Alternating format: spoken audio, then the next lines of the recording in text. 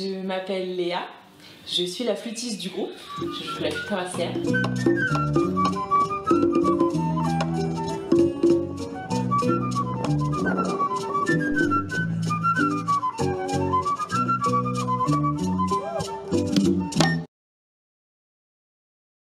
Par la danse en fait. J'ai adoré cette musique que j'ai trouvée super entraînante. Ce qui m'a amené vraiment au niveau de la flûte, ça a dû être un festival qui s'appelle Cray Jazz Vocal, où j'ai eu l'occasion, enfin la chance de voir Orlando Maracavalle. C'est vraiment un virtuose de la flûte, de le voir improviser, de voir tous les gens dans la fosse danser.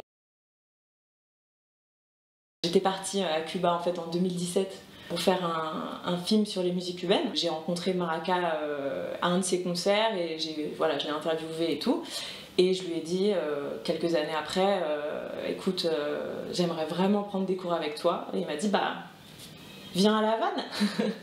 Et donc, bah, j'ai fait mes valises et je suis partie à La Havane et j'ai pris quelques cours avec lui, j'ai pris des cours de percussion.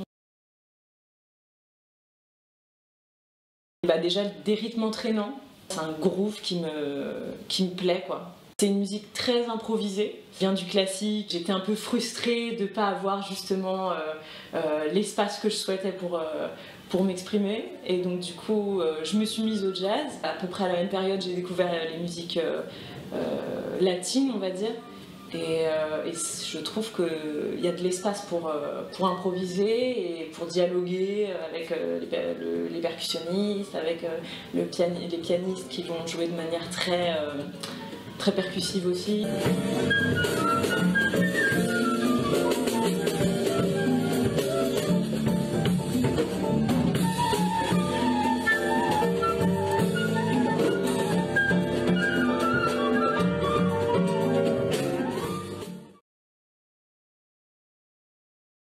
Mon film s'appelle Me Voy Pa' Cuba.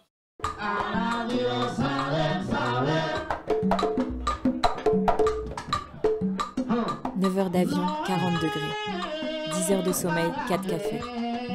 C'est ici que commence mon voyage à travers Cuba. La Havane. Cette ville est un des berceaux de la rumba, née vers 1830. De la rumba découlent de nombreuses musiques traditionnelles cubaines. Munie de ma caméra, ma flûte sous le coude, j'ai traversé Cuba et je suis allée à la rencontre de musiciens de styles et d'horizons différents. Ce film retrace ces rencontres incroyables.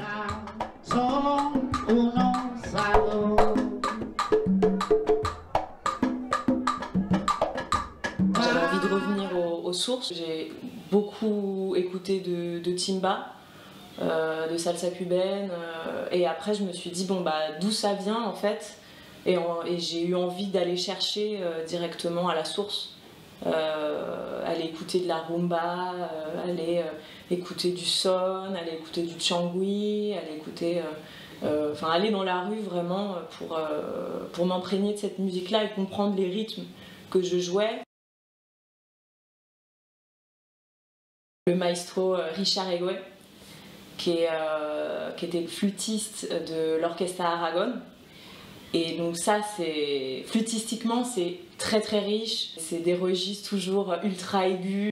José Luis Cortés, qui est le flûtiste de Enjé La Banda, qui a vraiment chamboulé aussi l'univers de la flûte et surtout de la musique en général, je dirais.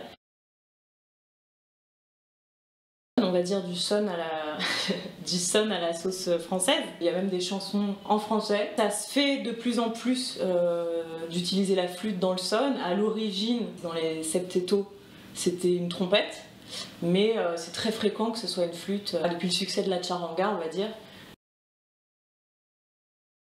C'est des formations de musique traditionnelle cubaine avec piano, timbal, flûte. Souvent il y a 2 violons, des fois il y a du violoncelle aussi. Ils jouaient souvent du danson ou du cha-cha-cha. La Llamada del Barrio. J'aime bien ce morceau parce qu'il y a une intro de rumba en fait. Et je trouve ça cool en tant que flûtiste d'improviser là-dessus, parce que normalement dans la rumba c'est une musique qui est vraiment percussion-voix, et il n'y a pas d'instrument avant. El Septeto Santiaguero. J'ai découvert du coup à Cuba la familia Valera Miranda, qui est une référence vraiment dans le son et qui continue à l'être actuellement. Et c'est dommage qu'internationalement, ils n'aient pas plus de visibilité, je trouve. La Cubanerie, le groupe de David L'Esprit, très chouette groupe, aussi du son à la sauce française.